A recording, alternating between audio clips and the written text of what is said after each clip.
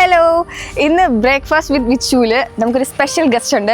Doctor Robin രാധാകൃഷ്ണനാണ് കേട്ടോ. അപ്പോൾ breakfast കഴിച്ചുകൊണ്ട് നമുക്ക് പുള്ളിയുടെ പുതിയ വിശേഷങ്ങളൊക്കെ കണ്ടാലോ.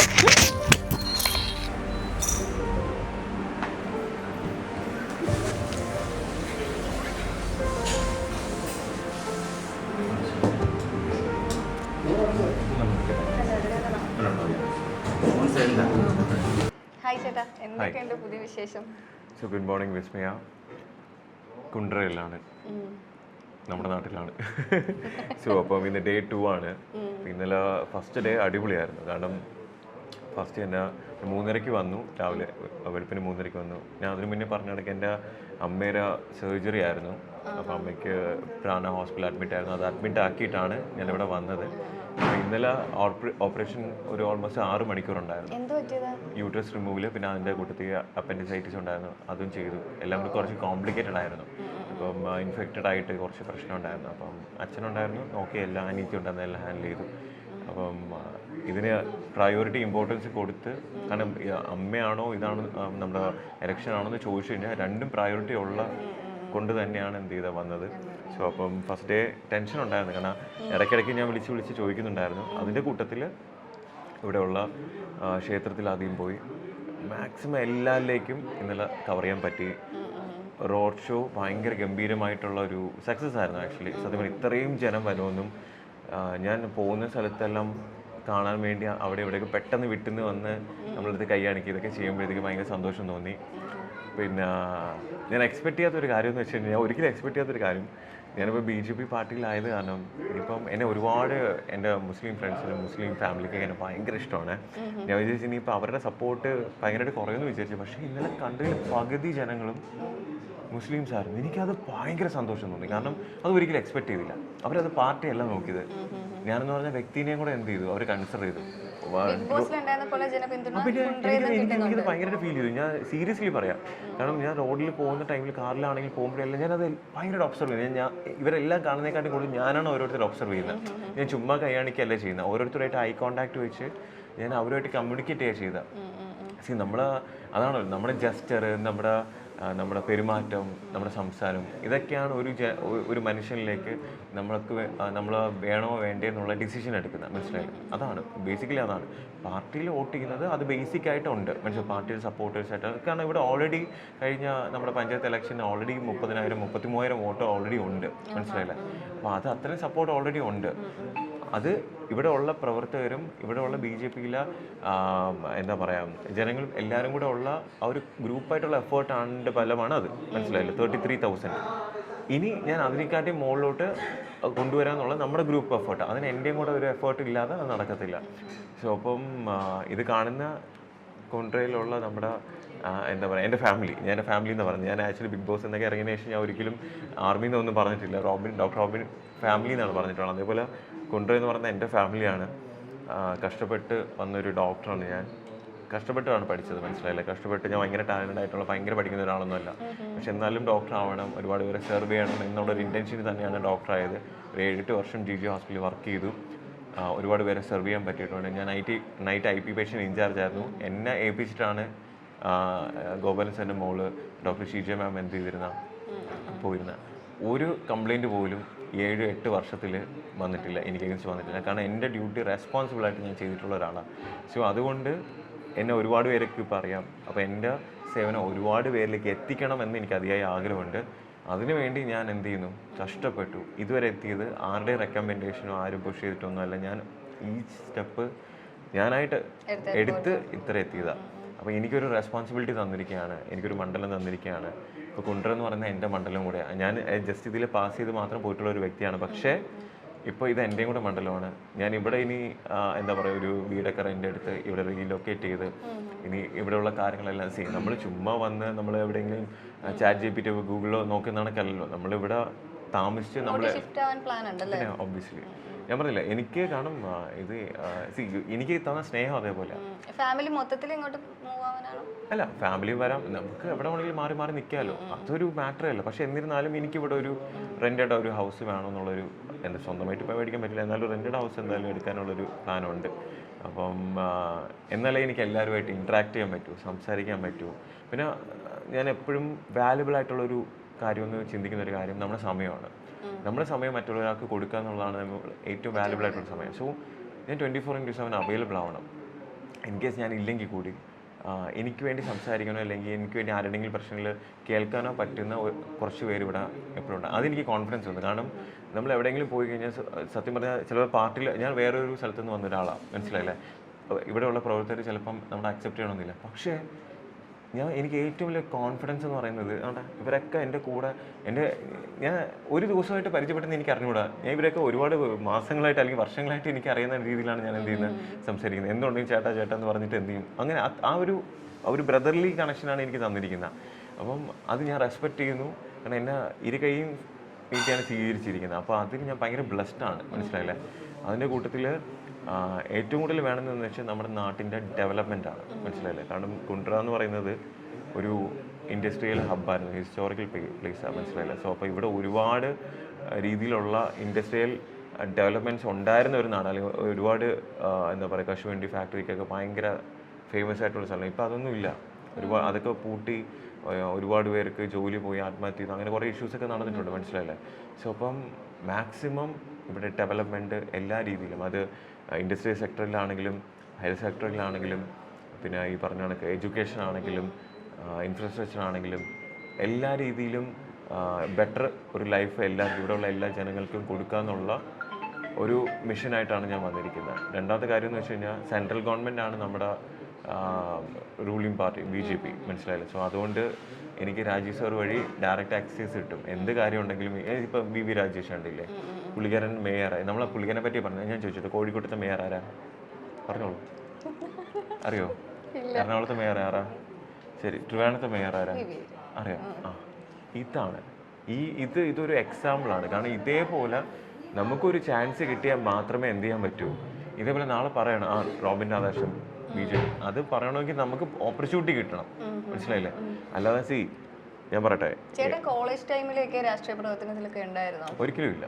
സത്യസന്ധമായിട്ട് പറയാം, ഞാനില്ലായിരുന്നു.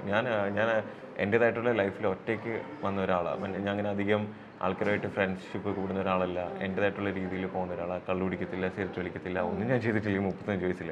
അത് ചെയ്യുന്ന ആൾക്കാർ തെറ്റാണെന്ന് ഞാൻ പറയുന്നില്ല. ലിമിറ്റിൽ ചെയ്യുന്ന ആൾക്കാർ കുഴപ്പമില്ല, അതൊക്കെ ഇല്ല.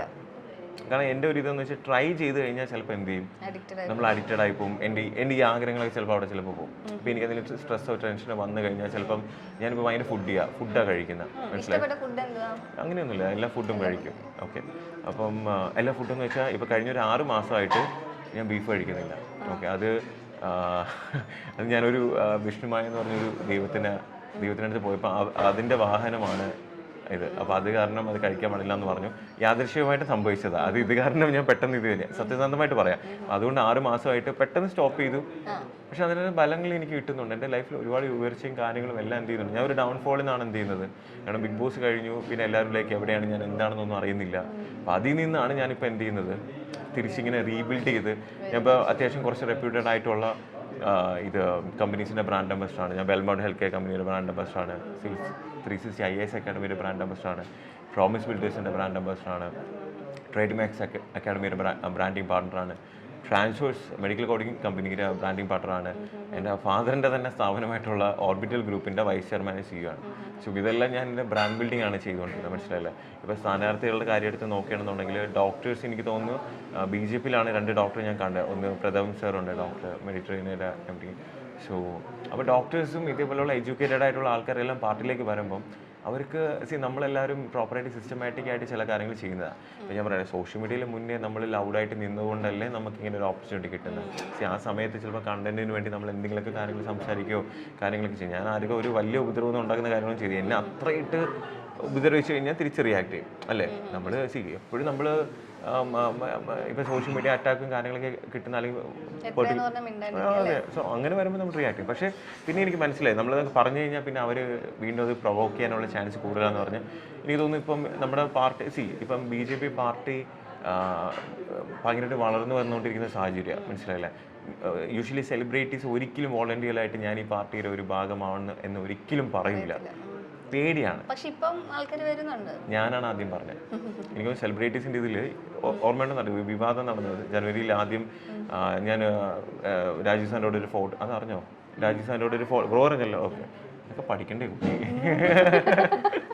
സോ അത് രാജീവ് സാറിനോട് ഒരു ഫോട്ടോ ഇട്ട സമയത്ത് ഒരുപാട് പേര് അറ്റാക്ക് ചെയ്തു എന്നെ തന്നെ. എൻ്റെ അതുവരെ എനിക്കൊരു നെഗറ്റീവും 2 വർഷമായിട്ട് നെഗറ്റീവ് കമൻസ് ഒന്നും ഇല്ലായിരുന്നു.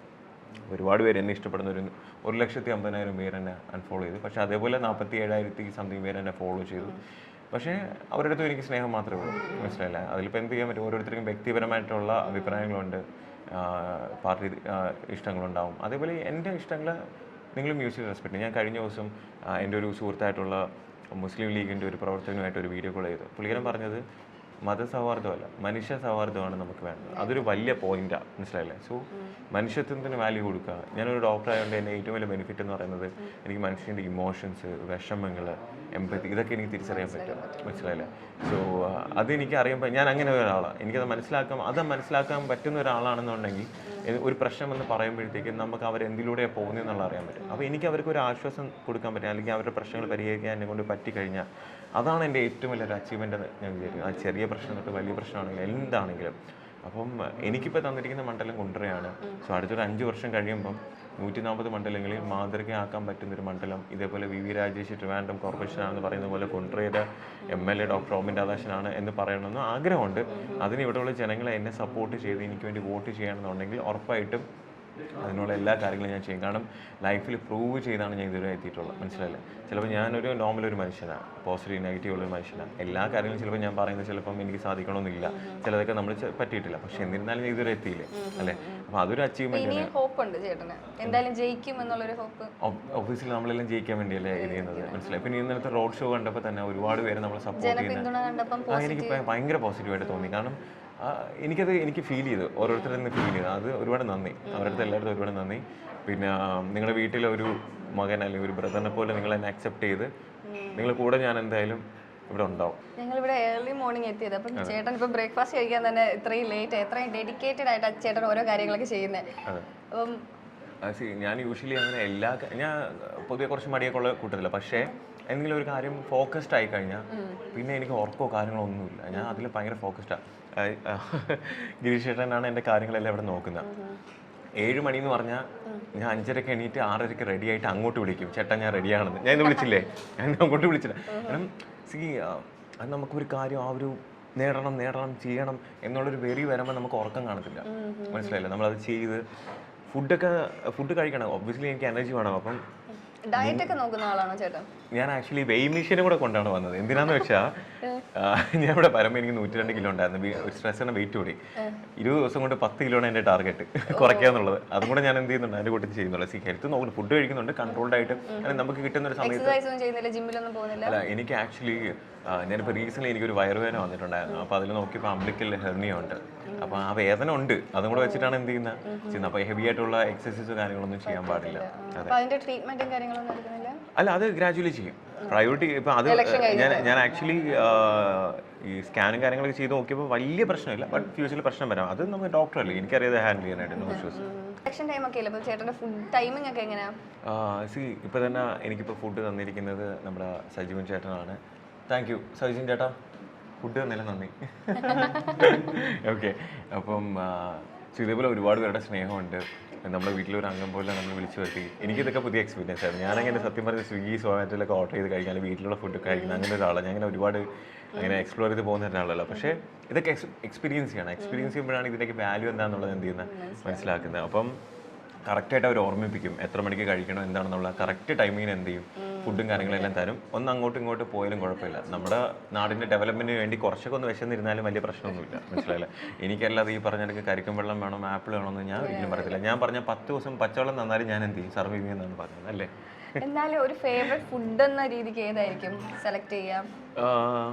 എനിക്ക് ക്രേവിംഗ് ഒക്കെ ഉണ്ടാവാറില്ലേ? പിന്നെ ഓബ്വിയസ്ലി എനിക്ക് ചോറ്, സാമ്പാർ, ചിക്കൻ പൊരിച്ചൊക്കെ ഭയങ്കര ഇഷ്ടമാണ്. നാടൻ ഫുഡായാലും ഇഷ്ടം? അല്ല, ബിരിയാണി ഇഷ്ടമാണ്. പിന്നെ ഞാൻ ഭയങ്കര ഫുഡിയാണ്,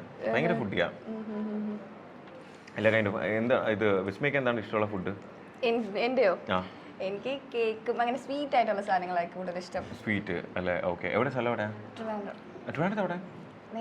അപ്പൊ ഇനി അവിടെ അത്യാവശ്യം അവിടെ വരുമ്പോഴത്തേക്ക് എനിക്ക് സ്വീറ്റ്സ് മേടിച്ചാണ് കേട്ടോ. വീട്ടിൽ അമ്മയുടെ അടുത്ത് എല്ലായിടത്തും അന്വേഷണം പറയും. ഇഷ്ടമുണ്ടോ എന്നെ? പിന്നെ ഓക്കെ. പക്ഷേ അമ്മയുടെ ഫ്രണ്ട്സ് ആരെങ്കിലും കൊണ്ടുവരലുണ്ടെങ്കിൽ ഉറപ്പായിട്ടും വോട്ട് ചെയ്യാൻ പറയണം കേട്ടോ. അപ്പൊ ഇനി ചേട്ടൻ സമാധാനമായിട്ട് കഴിച്ചോട്ടെ, ഞാൻ ശല്യം ചെയ്യുന്നില്ല. അടുത്ത സെഗ്മെന്റിൽ നമുക്ക് കാണാം. ഓക്കെ, താങ്കൾ സമാധാനമായിട്ട് കഴിച്ചിട്ട് എണീറ്റ് അതിന് ഞാൻ പറഞ്ഞിട്ടുണ്ടോ, വേസ്റ്റ് ആക്കരുത്.